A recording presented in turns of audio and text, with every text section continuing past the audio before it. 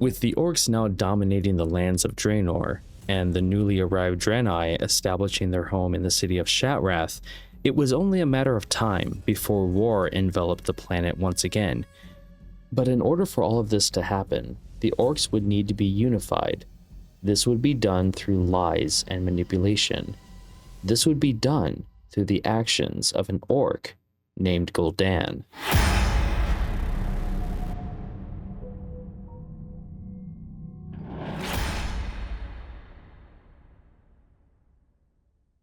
If this is your first time visiting the channel, then I strongly recommend starting from the very beginning.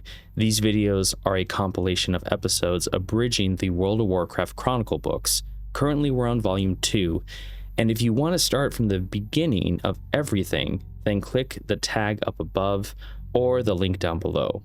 That will lead you to a video containing all 10 episodes that summarize Volume 1. It's long, but there's no rush. Take your time. But if you're caught up with the story, then let's jump back in and find out what's going on in the Tales of Azeroth. I've struggled on how to pitch this episode, and Gul'dan seemed like the right person to focus on. He plays such a vital part in the destruction of Draenor and the formation of the Horde. Now, he won't show up at the beginning of today's story because there's a lot that we need to talk about leading up to his entrance. Let's just say that there are a lot of important events that need to be told. In fact, things are about to get messy on Draenor. Manipulation, lies, battles, and anything regarding high emotions are about to kick off. And they just don't stop. The Horde didn't just form overnight. It was complex. So bear with me and get ready. We have a lot to discuss. The arrival of the draenei sparked deep-seated resentment within the ogre aristocracy of Highmaul, particularly after the newcomers constructed the magnificent city of Shattrath atop the ruins of Goria, the Gorian Empire's ancient capital. Despite the obvious technological and magical superiority of the draenei, the ogre leader, Imperator Hoklon, framed them as usurpers. He claimed they had supposedly stolen their power from the site's hidden Gorian secrets. Driven by a mix of insulted pride and the desire to reclaim their ancestral seat of learning, Hoklon rallied the Highmaul sorcerers and a massive army to launch a conquest. He promised that the ogres would inherit the draenei's sleek infrastructure and establish a new, enlightened empire. The ensuing conflict proved to be a humiliating brief testament to the draenei's military precision and restraint. Although the ogre forces possessed a significant numerical advantage, Shattrath's advanced defenses easily repelled the initial surge, followed by a devastating efficient counterstrike led by Akama, Morad, and Nobundu. This elite force decapitated the ogre leadership by killing Hoklon and his generals. Yet, the draenei deliberately halted the slaughter to allow the leaderless army to retreat. The conflict concluded with a massive display of the light from Prophet Velen, whose merciful decree of "go home and you will not be harmed" effectively shattered the ogre's imperial ambitions. It ensured they would never again attempt a frontal assault on the draenei. The draenei's decisive victory over Highmaul fundamentally shifted orcish perception, replacing indifference with deep-seated suspicion and fragmented hostility. During a tense Kosh'harg festival, the clans debated how to handle these technologically superior neighbors. While some chose total avoidance, others viewed the draenei's restraint and mercy toward the ogres as a sign of cowardice. They assumed the draenei would shrink away from a truly worthy warrior race. This lack of consensus left the orcish clans in a state of uneasy peace, with the notable exception of the Bladewind clan. Exploiting their knowledge of trade routes between Terokkar and Nagrand, the Bladewinds launched violent raids, slaughtering traders and taking prisoners. These captives were forced into lifelong slavery, resulting in the birth of half-breed offspring. These children were tragically scorned by both draenei and orc cultures alike. Despite the brutality of these raids and calls for retaliation from the Exarchs, Prophet Velen strictly forbade an offensive campaign. He feared that the orcs' refusal to surrender would lead to a genocidal war that might provoke all of orc kind. Instead, he opted for a strategy of armed deterrence, heavily guarding caravans with vindicators and deploying Rangari scouts for covert rescue missions. This defensive posture eventually earned the Bladewinds begrudging respect, as they learned that the draenei were formidable combatants. While the raids never truly stopped, they became limited to opportunities that would strike against poorly defended targets. This left a permanent scar on the relationship between the two races. It created a legacy of suffering for those trapped in orcish captivity. In a rare departure from the growing racial tensions on Draenor, two young orcs forged a rare and unheard of bond: Orgrim Doomhammer of the Blackrock and Durotan of the Frostwolf. While exploring the forbidden wilds of Terakar Forest, the pair was nearly killed by a rampaging Highmaul ogre. They were saved by a band of Rangari scouts who had been tracking the beast. The draenei commander, Restalan, was impressed by the youth's courage and offered them sanctuary in the hidden city of Telmor. This marked a significant moment in history, as very few orcs had ever stepped foot inside a draenei settlement. The two youths were left awestruck by the hospitality, advanced craftsmanship, and otherworldly technology they witnessed. The visit took on a prophetic weight when Prophet Velen requested an audience with the young orcs. Velen had been haunted by disturbing visions of a unified orcish army marching under a great shadow. Despite his fears of a creeping darkness over the planet, Velen found no malice or corruption in Orgrim or Durotan. Instead, he observed them to be proud, honest individuals who embodied the best traits of their race. Velen eventually ordered his scouts to escort them safely back to the borders of Gorgrond. The youths returned to their clans with stories of the draenei's kindness and wonders. Tragically, this diplomatic anomaly would go down in history as one of the final peaceful interactions between the two species. It occurred just before the Legion's corruption took hold of the orcish people. For millennia after fleeing Argus, Sargeras and his burning legion decimated countless civilizations until they encountered the nascent world soul of Azeroth. Recognizing that a void-corrupted Azeroth would be an unstoppable weapon against him, Sargeras launched the War of the Ancients to claim the world's power before the Void Lords could, which is what we covered back in Volume 1. Despite the Legion's overwhelming fell might, the native defenders, led primarily by the Night Elves, achieved the impossible by banishing the demonic host back to the Twisting Nether. This humiliating defeat left Sargeras obsessed with a second conquest, but he faced a massive hurdle in bringing his armies back to the physical world. Opening portals between the Nether and the physical universe requires astronomical amounts of energy to keep them stable enough for an invasion force. Now, the destruction of the original Well of Eternity, which is the massive arcane fount used in the first invasion, deprived the Legion of their primary gateway. To ensure the success of a future invasion, Sargeras pivoted toward a strategy of subversion and long-term preparation. He sought to soften Azeroth's defenses by scouring the universe for a new race or races to corrupt and add to the Legion's ranks.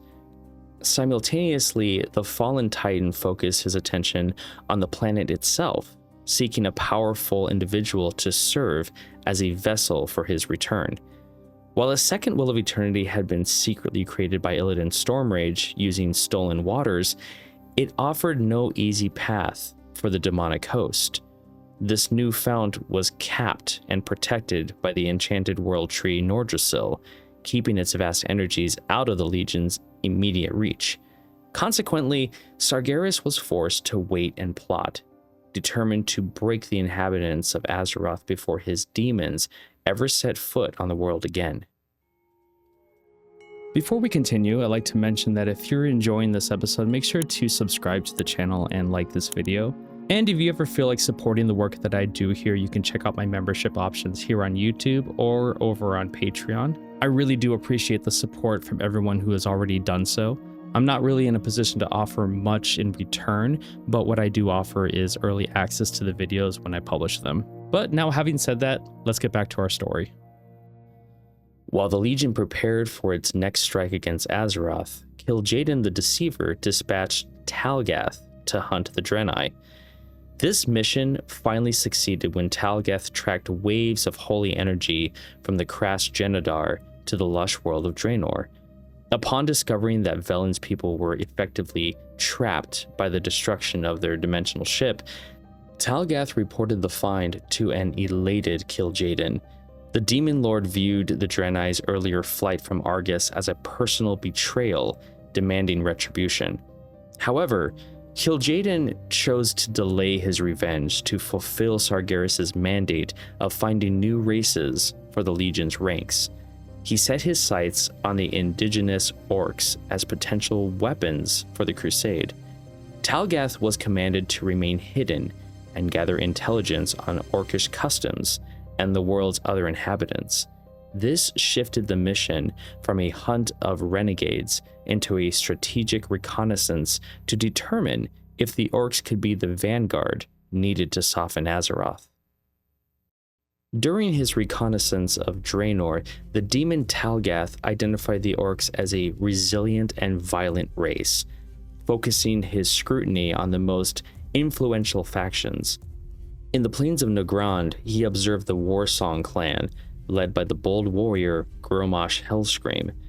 Despite being outnumbered by the Highmaul Ogres, Hellscream utilized highly mobile wolf riders and hit-and-run tactics to shatter the Ogres' regional dominance. This campaign successfully seized their lands and drove the Ogres back to their stronghold, cementing Hellscream's legendary status among all orcs. The Highmaul Ogres also faced an internal catastrophe spearheaded by a slave named Kar'gath.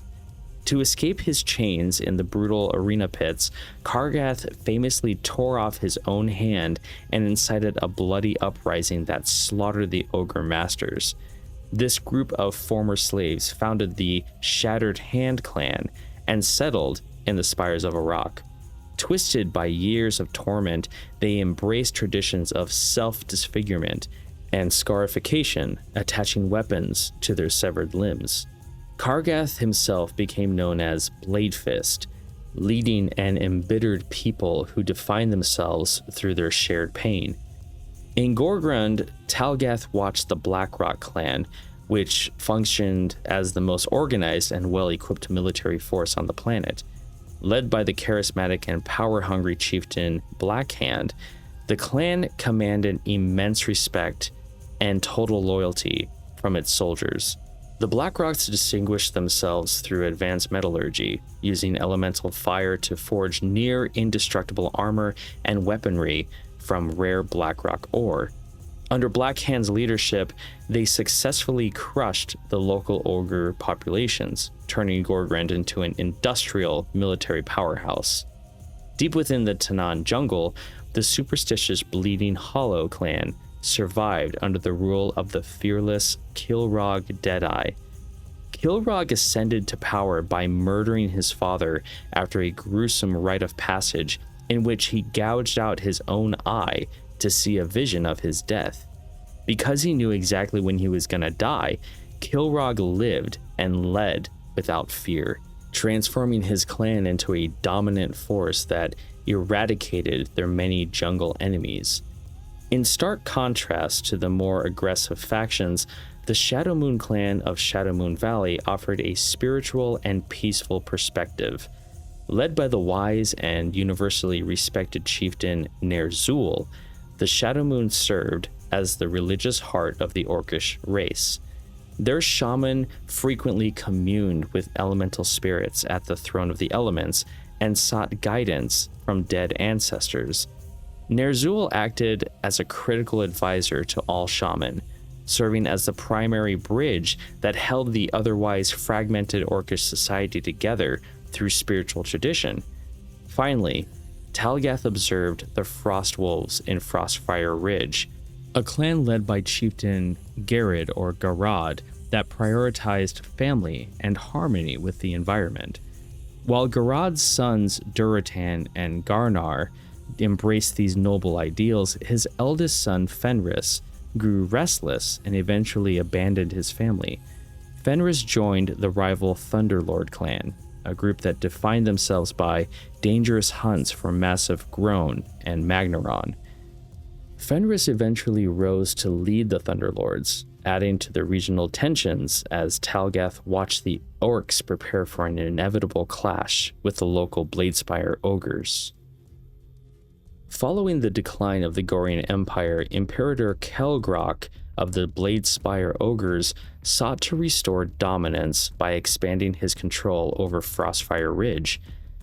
To overcome their low population, Bladespire sorcerers engineered a new slave race called the Mok'Nathal through the forced breeding of ogres and orcs. These half-breeds possessed the physical power of ogres and the intelligence of orcs, kept in submission through brutal threats against their families. Kelgrok eventually unleashed the Mok'Nathal as the primary vanguard of his army, seizing resource-rich territories from the local orcish clans. In response, Chieftain Garad of the Frostwolves attempted to unify the regional clans against the growing Bladespire threat. While the White Claw clan joined the Frostwolves, the Thunderlord clan rejected the alliance to conduct their own dishonorable night raids.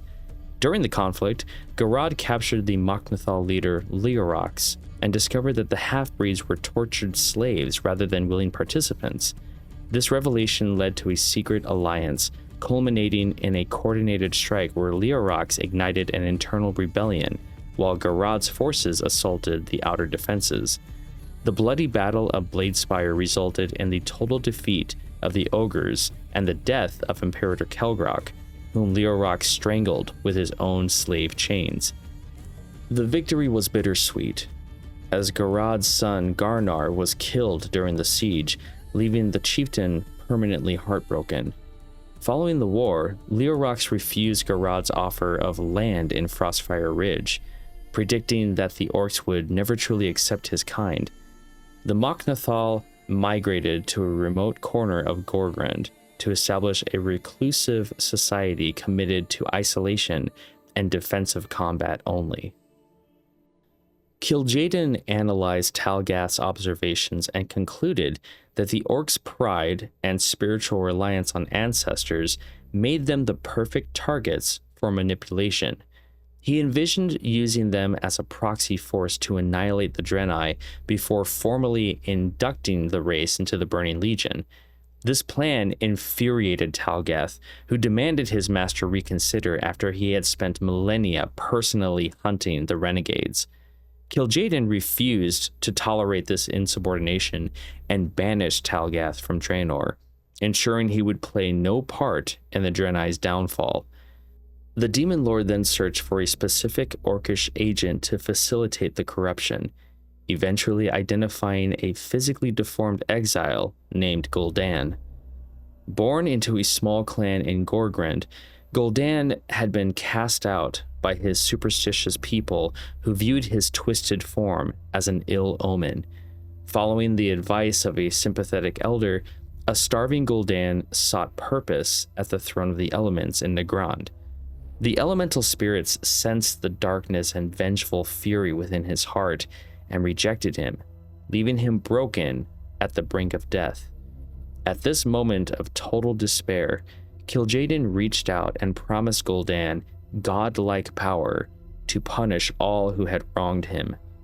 Gul'dan eagerly accepted the Shadow Pact, fueled by a deep-seated disdain for the orcish traditions that had caused his suffering. Kil'jaeden began instructing his new servant in the ways of fell magic, while teaching him to mask these energies to avoid drawing draenei attention. Gul'dan mastered these destructive powers with disturbing speed. becoming the first orc warlock in history. Kil'jaeden realized that while he had secured Gul'dan as an agent, the orcish clans were not yet desperate enough to be unified into a single genocidal force. To create the necessary conditions of despair, he planned to recreate an ancient elemental upheaval. Under the Demon Lord's guidance, Gul'dan traveled to the Throne of the Elements and cursed the site with fell magic. When the four elemental furies, Gordog, Aborius, Calandrios, and Incineratus, manifested to defend the holy site, Gul'dan used his unprecedented warlock powers to drain their life essence. The Furies were nearly destroyed and forced to flee, marking the first time Gul'dan had ever dominated other living beings, a victory he found deeply intoxicating.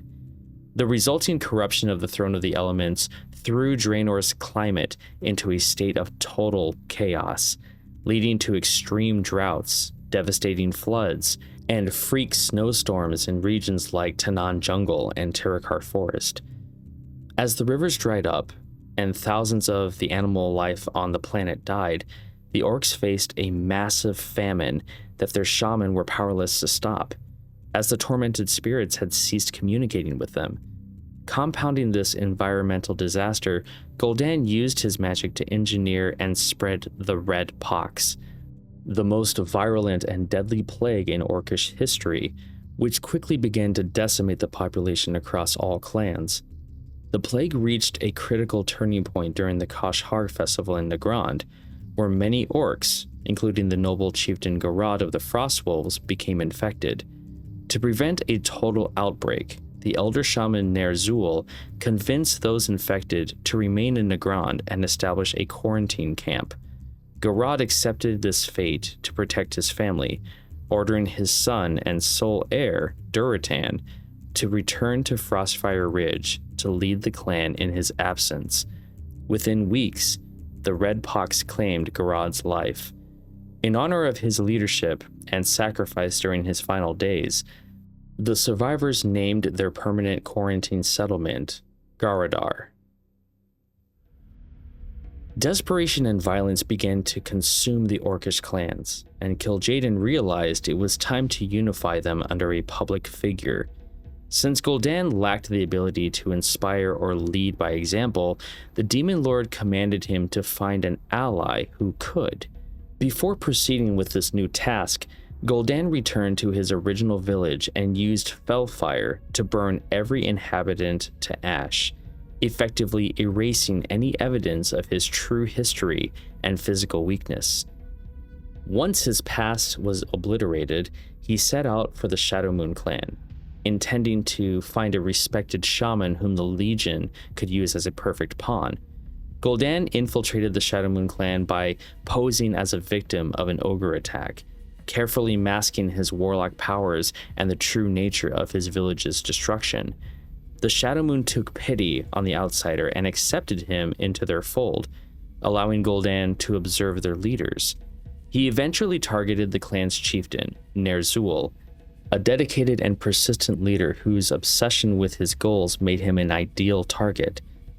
Gul'dan recognized that Ner'zhul was deeply vulnerable due to the silence of the elemental spirits, which had reopened the raw wounds of grief he felt for his long-dead mate, Rulkan.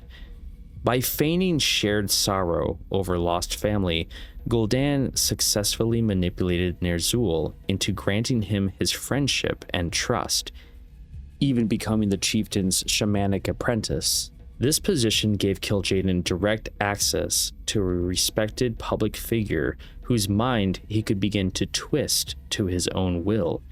While the Demon Lord worked on subverting Ner'zhul, he dispatched Gul'dan on a new mission to turn the desperate and agitated orcish clans against the draenei.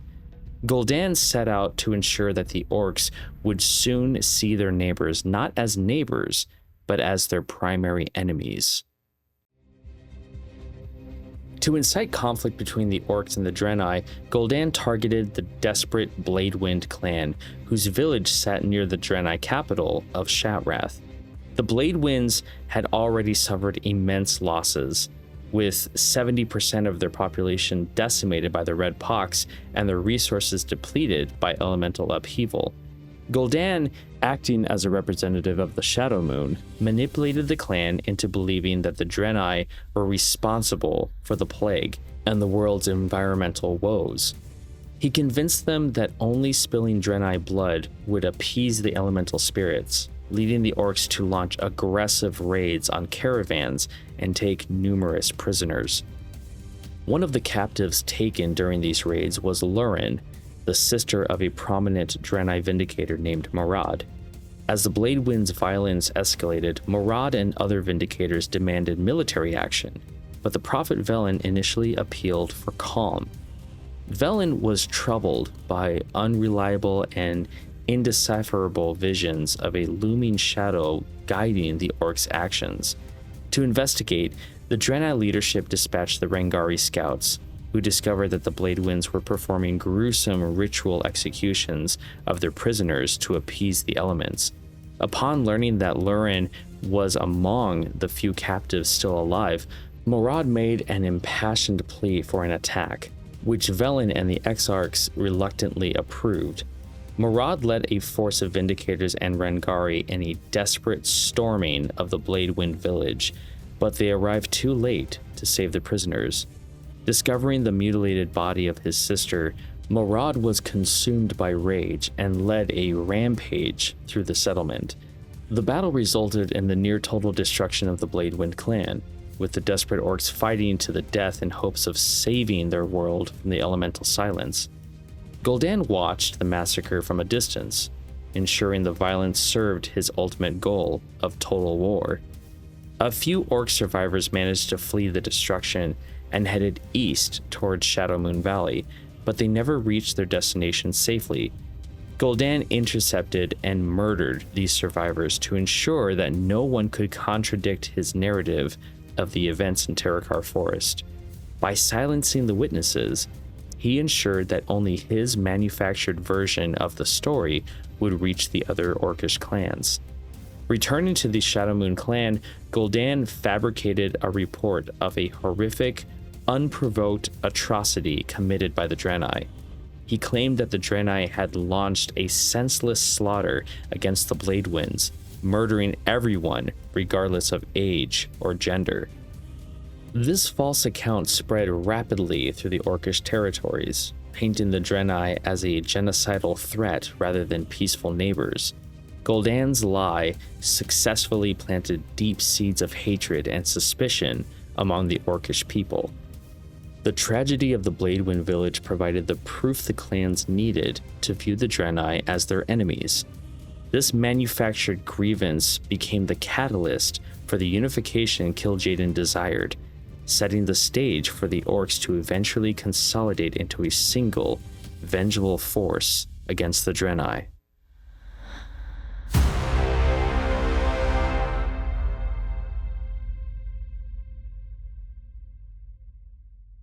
Thank you so much for watching this video. If you like this kind of content, make sure to like and subscribe. And if you'd like to support the work that I'm doing, please check out my YouTube, Patreon, or Twitch memberships. And a big shout out to all the names on the screen here. You mean so much to me. Thank you so much for your help. And with that, I'll see you guys next time on the Tales of Azeroth.